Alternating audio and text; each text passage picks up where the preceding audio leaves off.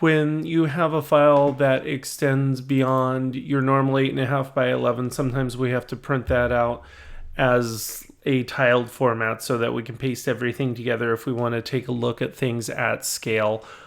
Just open the PDF, whatever your normal PDF reader is, it'll allow you to print. This is an Adobe Acrobat, so things are probably going to look a little bit different for you, but the functionality should be there. I'm going to open up my print dialog box by clicking on my print icon. What you're going to be looking for is poster. Again, the print dialog is probably going to look a little bit different depending on your printer and your PDF viewer, but this poster functionality should be available. Two things to double check: make sure you're printing at 100%. You can adjust the overlap. 5 thousandths is usually perfectly fine.